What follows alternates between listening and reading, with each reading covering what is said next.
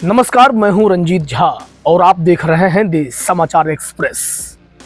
मोदी सरकार की करतूतों का भंडाफोड़ एक बार फिर से हुआ है।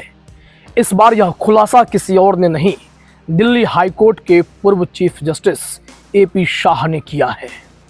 दरअसल अगर आप मोदी सरकार या किसी भी सरकार की करतूतों की पोल खोलते रहते हैं, उनके ऐसे गुमनाम फैसले को दुनिया के सामने लाते हैं जिससे जनहित प्रभावित होता है, तो यह खबर आपके लिए बेहद जरूरी है।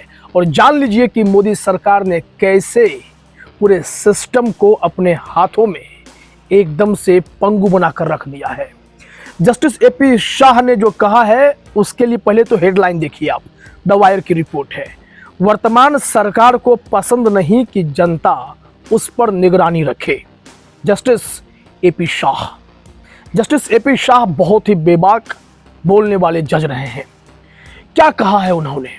आपको याद होगा, हाल ही में दिल्ली हाई कोर्ट ने मोदी जी की डिग्री नहीं दिखाने का ऑर्डर जारी कर दिया था।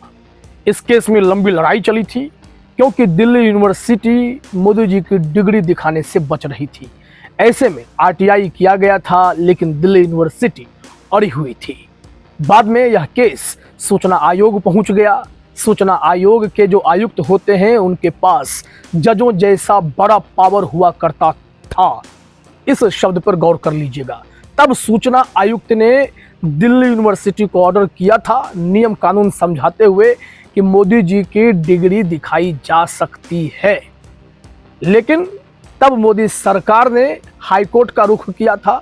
लंबी बहस हुई, फैसले सुरक्षित रखे गए। जस्टिस सचिन दत्ता इस केस पर सुनवाई करते हुए फैसला लंबे समय तक सुरक्षित रखे और बाद में कह दिया गया कि मोदी जी की डिग्री दिखाने की जरूरत नहीं है। तुषार मेहता सॉलिसिटर जनरल जो है वो केस लड़ते थे।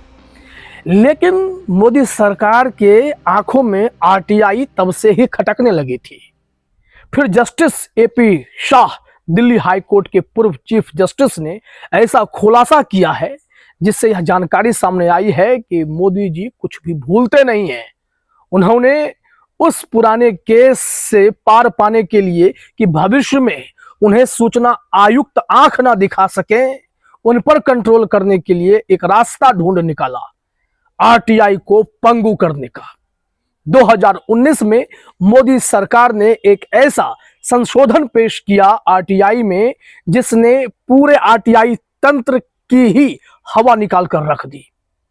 जैसे कि अगर आप कोई आरटीआई करते हैं, अगर आपको सूचना नहीं मिल पाती है तो आप सूचना आयोग को शिकायत कर पाते हैं और सूचना आयोग एक जज की तरह सब कुछ देखने के बाद ऑर्डर कर सकता है संबंधित विभाग को कि आप जानकारी दीजिए, जैसा कि मोदी जी की डिग्री केस में हुआ था।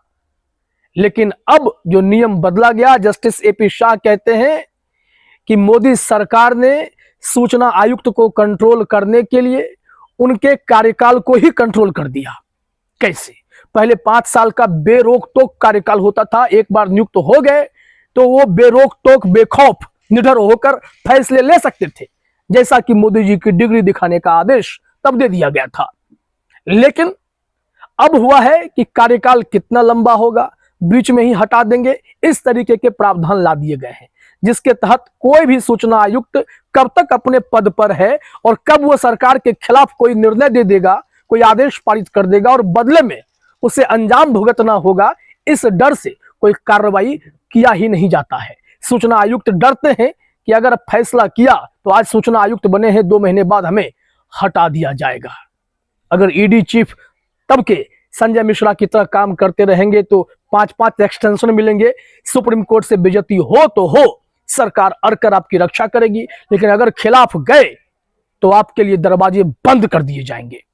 इस तरीके से आरटीआई को कमजोर करने का यह नियम लाया गया, जिसने सबको हैरान कर दिया है। अगर आप और हम सरकार की पोल खोलते हैं, आरटीआई का इस्तेमाल करते हैं और यह उम्मीद करते हैं कि अगर आरटीआई से जवाब नहीं मिला तो सूचना आयोग में हम आवेदन देकर उनसे निर्णय निकलवा लेंगे, तो यह भूल जाइए, मोदी सरकार ने गजब का करतूत किया है। और आपको हैरान कर देने वाला यह जानकारी जस्टिस एपी शाह, जो दिल्ली हाई कोर्ट के चीफ जस्टिस रहे थे, उन्होंने दी है। कुछ और भी उन्होंने बताए हैं इंपॉर्टेंट इंफॉर्मेशन जो आरटीआई से ही जुड़ी हुई है, जिसे सरकार ने बहुत ही चालाकी से नियमतः बताते हुए संशोधन करके उसे कंट्रोल करने की कोशिश की है। वो अभी आप आगे समझते चलिए। दरअसल वो आरटीआई को लेकर बड़ी जानकारी दे रहे थे कि आरटीआई ने जनता को कितना बड़ा अधिकार दिया। उसमें यह भी नियम है, धारा 4 की वो चर्चा करते हैं कि पहले से ही नेताओं को या सिस्टम को एक बोर्ड लगाकर जनता से जुड़ी उस योजना की या उस लिए गए फैसले की डिटेल्ड जानकारी देनी होती है, ताकि किसी को बार बार आरटीआई करने की जरूरत नहीं पड़े। लेकिन इसके बावजूद जनता उन पर निगरानी रखे, मोदी सरकार को यह पसंद नहीं है। तो फिर क्या हुआ है? आरटीआई को कमजोर करने के लिए कुछ ऐसे भयावह फैसले मोदी सरकार ने लिए हैं कि वह आरटीआई का पूरा सिस्टम ही पंगु हो गया है और मोदी सरकार के डर के साए में कोई भी सूचना अधिकारी काम ही नहीं कर पा रहा है।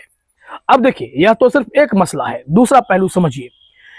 यहां जस्टिस एपी शाह ने एक अन्य पहलू को भी बताया है कि देखिए कैसे कानून को कमजोर किया जाता है। बहुत ही नियमतः लगेगा कि यह तो संशोधन है, लेकिन इसका प्रभाव सरकार अपने हक में कैसे इस्तेमाल करती है।